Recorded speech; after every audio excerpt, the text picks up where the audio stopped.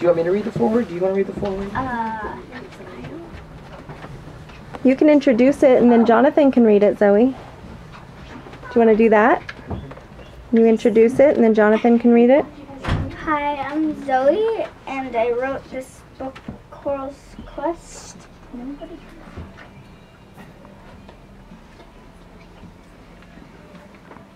And I dedicated it to Rob Stewart, my hero, and I put his quote in here. There is simply no issue more important. Conservation is the preservation of human life on Earth, and that, above all else, is worth fighting for. My other hero, Ocean Ramsey, is a shark and ocean conservationist and a marine biologist, and she wrote this foreword for this book. I am inspired by this story and Zoe's efforts for shark and marine conservation. I hope her work and this story gives readers of all ages a glimpse into the issues and see the problem from the animal's perspective. With an estimate 8 million metric tons of plastic entering the ocean every year, a significant amount of which is used only once before being thrown away. Something needs to change. If we continue down this path, we will have more plastic than fish in the ocean by 2048. Plastic does not go away. It only breaks into smaller pieces that can cause devastation when ingested by marine life.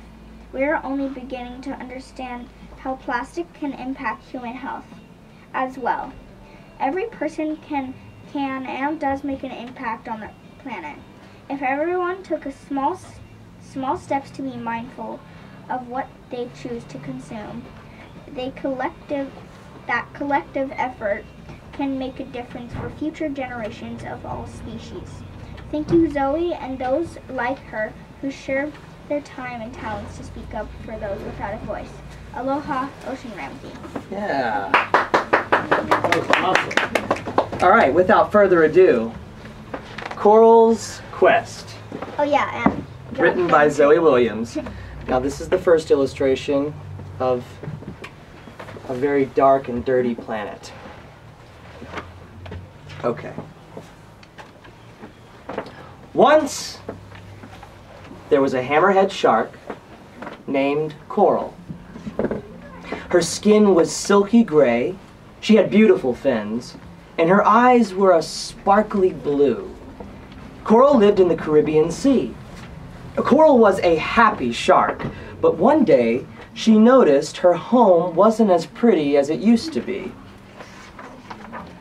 Her best friend was a parrotfish named Reef.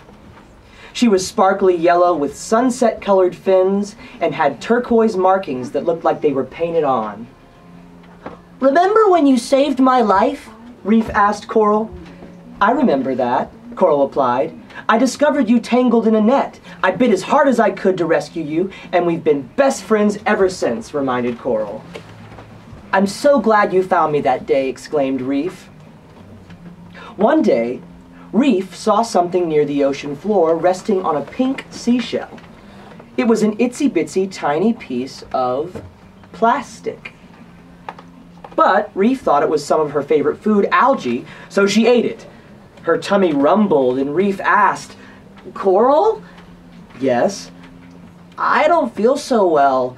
I don't think I ate algae," said Reef, scared.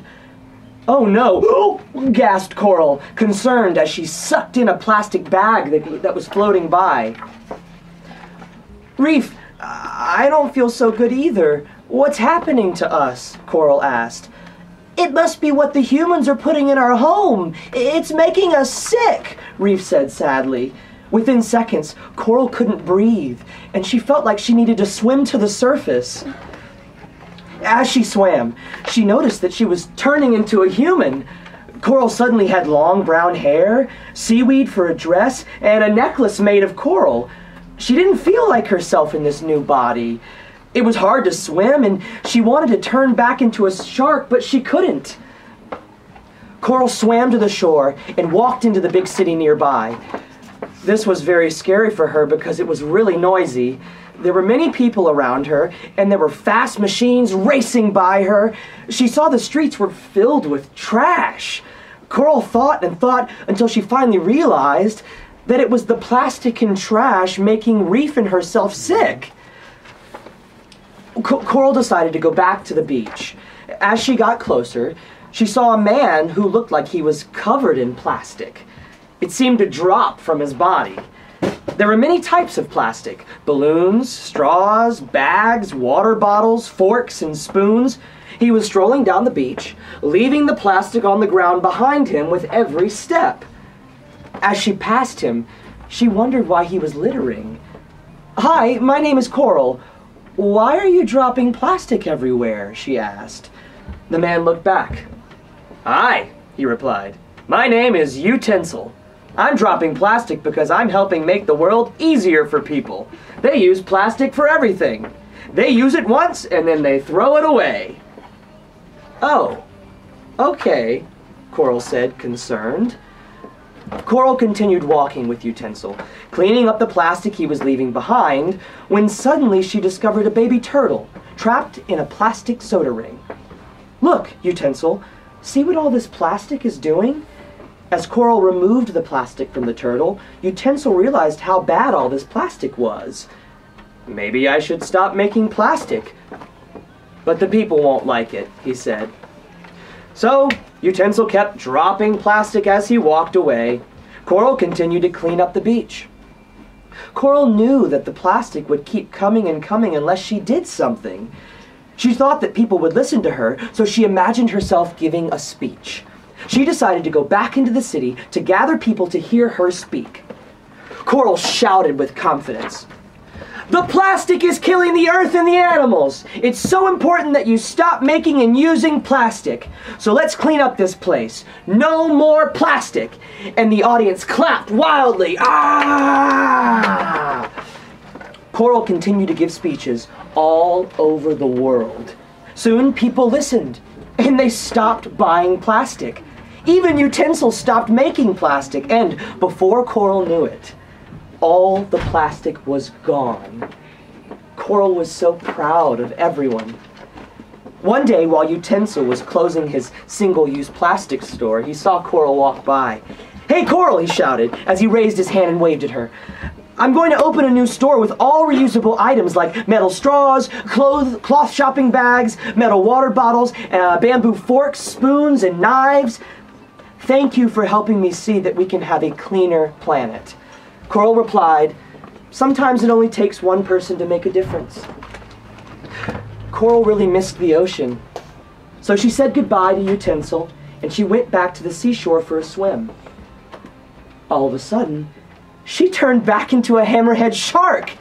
As Coral swam deeper and deeper to the bottom of the sea, she noticed that her home was clean again. She found Reef swimming along the ocean floor. "Reef, I'm so excited to see you. Are you okay?" asked Reef anxiously. "I was so worried after you swam to the surface." "I'm so much better," replied Coral. "What happened?" "It's a long story, but I'll tell you later." "Let's go for a swim," exclaimed Reef, as she dashed away through the beautiful blue water. With Coral's hard work, all the ocean animals were happy and healthy again. And the world became a much more beautiful place without plastic. Woo! This is a clean world. Also, this is Coral's approved beach bag.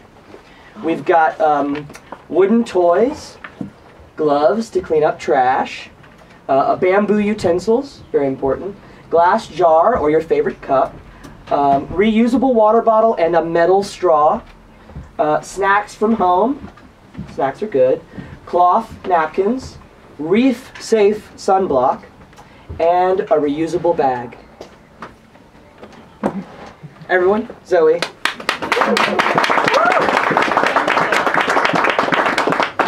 Zoe, do a thank you to Jonathan and a shark 5 for everyone. Shark 5. Okay. Oh yeah, oh yeah. Zoe's going to be signing copies. You want to come up and meet her, talk to her about her book, her process. She's happy to answer any questions. Hey guys, do another shark 5. My camera stopped recording. Okay, Shark 5. Shark 5.